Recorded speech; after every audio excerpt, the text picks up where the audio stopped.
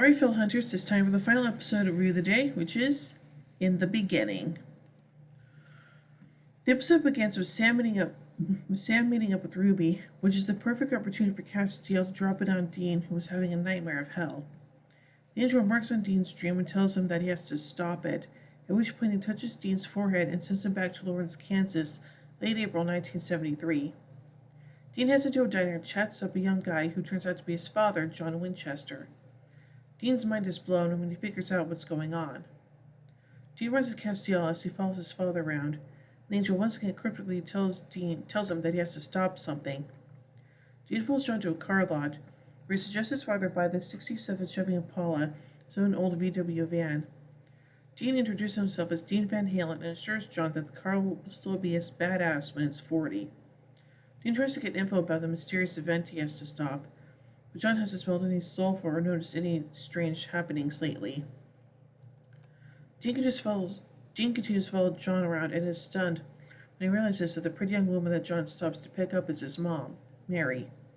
He follows them to a diner and watches them through the window. When Mary excuses herself, John makes sure that the engagement ring in his pocket is still there. Meanwhile, Mary sneaks up behind Dean and demands to know why he's following them. He doesn't have a chance to respond before she starts wailing on him.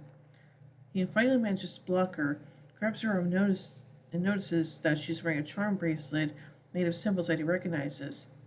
He steps back in astonishment, realizing that she is a hunter. Dun dun dun. Dean follows Mary home and goes inside to meet her father, Samuel. He's also a hunter, although Dean convinces him that he's a hunter with his knowledge of vampire slaying. Samuel doesn't trust others in his profession. Mary's mother, Deanna, is a bit more friendly and invites Dean to stay for dinner. Grandpa Sam was currently looking into a farmer's mysterious death, but he rather had Mary act as his partner on the case than Dean. Samuel and Mary go to the farm, where Samuel poses as a priest to get close to the widow. He's shocked to find Dean already there, also impersonating a priest, but he rolls with the surprise fairly well. The widow claims everything was perfectly normal when the father bit the dust, but Mary learns that her son made a deal with the yellow-eyed stranger, praying for his father to stop beatings that took place in the household. Glenn told him he'd come back to collect something in about 10 years. Dean concludes that the boy sold his soul to the yellow-eyed demon. Samuel and Deanna have never heard of the yellow-eyed demon, so Dean makes a plan to get the cold and kill the yellow-eyed demon as soon as possible. The journal arrived back in time with him, which is handy since it has info about where the yellow-eyed demon will be the next day. Dean visits Mary before he leaves and tells her that he approves of her relationship with John, which is when Dean's future mother reveals that her boyfriend's planning to propose soon. Mary says that John is sweet, optimistic, and everything Hunter isn't, so she can't wait to run off with him to escape the demon-slaying lifestyle. Before Dean goes, he tells Mary not to get out of bed on that fateful night in 1983. And what you hear or what you see, promise me you'll get out of bed. He tells her. She agrees. Next time Castiel appears, Dean asks why Sam wasn't allowed to get in on this Back to the Future action. Castiel explains that Dean has to do this alone, and asks him if he cares that altering the future means he and Sam will never become hunters, and all the people he saved will die. Dean cares a lot about the lives of strangers, but he's not going to let his parents die again. While Dean steals the gold from Daniel Elkinson's safe in Colorado, Mary discovers that the demon is currently hanging out at her friend's house. She rushes over to jump in the fray along with Samuel, but a shotgun is no match for the yellow-eyed demon, who's been posing as a friendly doctor and making deals. Mary bursts in, stops the yellow-eyes to kick his ass a bit, but soon overpowered by him. The demon immediately takes a shine to her. Dean arrives to save the day before things can get ugly, but the demon leaves the doctor's meat suit and takes off. Dean tells Samuel that they have to kill the demon to save Mary's life. Then explains that Mary is his mother and that she's destined to be killed in 1983 if they don't do something. Samuel thinks he's pretty crazy, but Dean is persuasive and convinces him that it's time to send Yellow Eyes back to hell. When Samuel tries to get his hands on the Colt, Dean realizes that the yellow-eyed demon has possessed his grandfather and now knows what the future holds. Yellow Eyes asks Dean if he's one of his psychic kids, but a quick sniff of Dean's neck reveals that he's not. Dean figures that the demon has been playing matchmaker and hooking up parents to create his own masked race of special children.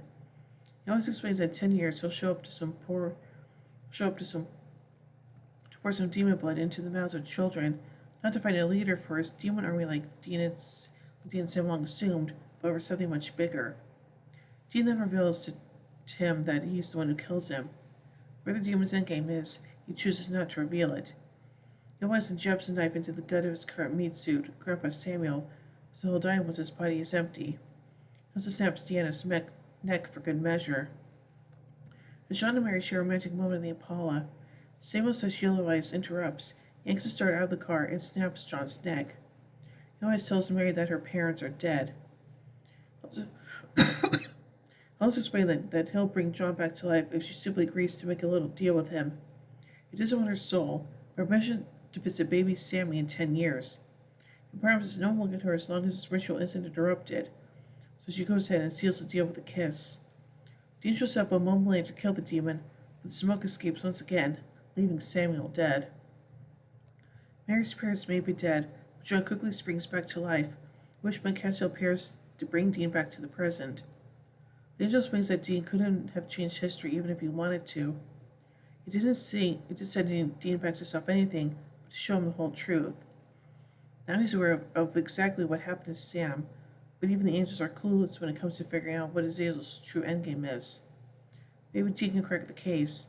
As Dean demands his brother's location, Castiel tells him, "Your brother's heading down a dangerous road, Dean." Castiel explains, "Not sure where it leads, so stop it, or we will." Dean heads out, though is wary of the ominous message. The episode finishes with a "to be continued." Dun dun dun. So now let's take a look at some continuity surrounding this episode. The revelation that Mary's bargain with Azazel is what brought Sam's destiny down on him explains her apology in Home, and when she recognized him in the flashback in All Hell Breaks Loose, Part 1. The show features younger Daniel Elkins, the hunter that possessed the cult. He was previously seen in the season 1 episode Dead Man's Blood, where he's killed by vampires who subsequently stole the cult.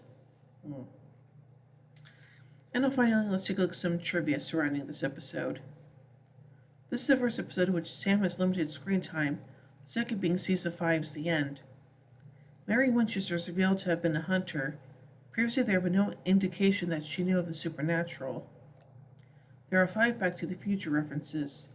The first one we see the camera zoom in on the advertisement for Tab soda on the bench where Dean was sleeping. Tab is the first thing Marty attempts to order when he sits down on the counter of the cafe in 1955. The second one Dean sits down next to his future father, and someone says, "Hey Winchester," and they both turn and look. This is a reference to the cafe scene in Back to the Future, where young Biff Tannen calls for McFly, both Marty and George turn. The third reference is when Azazel calls Dean Future Boy. The fourth is when Dean asks Castiel if angels got their hands on some DeLoreans. The final reference is the ending with "to be continued." It's revealed that Sam and Dean are named after their maternal grandparents, Deanna and Samuel. Dean introduces himself as Dean Van Halen. Van Halen's self-titled album will be released in 1978, 5 years after the episode takes place. Dean convinces John to buy the Impala, creating a causal loop paradox. Although several elements of the time travel in the episode are paradoxical, such as Dean telling John to purchase the Impala and Dean being the cause of the future that brought him to the past, Castiel explains that destiny can't be changed and that the events that Dean caused would have happened anyway, even if for another reason. This establishes a level of predestination within the supernatural universe and allows for such paradoxes. The episode's paradox in particular is a predestination paradox. A person goes back in time to stop an event from happening, travels no particular motive, only to have been the cause of it. In My Time of Dying, Azazel told John that it wasn't within his power to bring Dean back, and indeed he had to possess a Reaper to make it happen. So how he brought John back from the dead is unclear. Azazel may have been lying, or he possessed a Reaper in this episode too, but off screen. It's also possible it had something to do with the fact that Dean hadn't passed over yet, while John possibly had.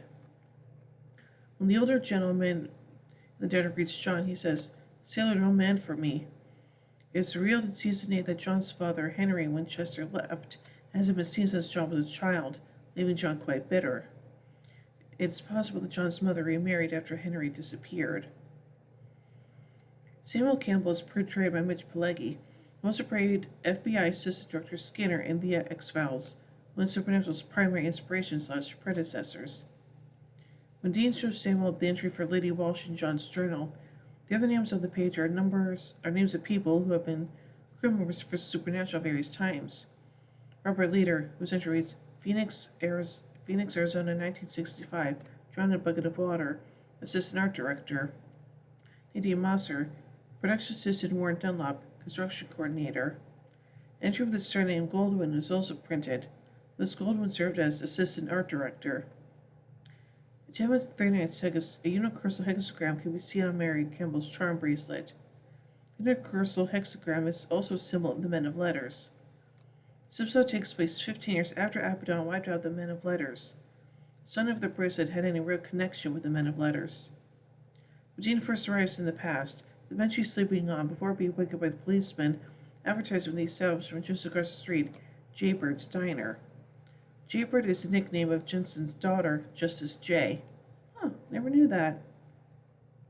So far, I really do like this episode, and I also really like the whole Back to the Future parallels and stuff like that. So yeah, I also I'm looking for a good time travel episode as well. So there's that as well. So overall, I give in the beginning 4 Impalas out of 5. Anyway, to tomorrow as we take the next episode, Metamorphosis. So, until then, carry on, my wayward sons and daughters.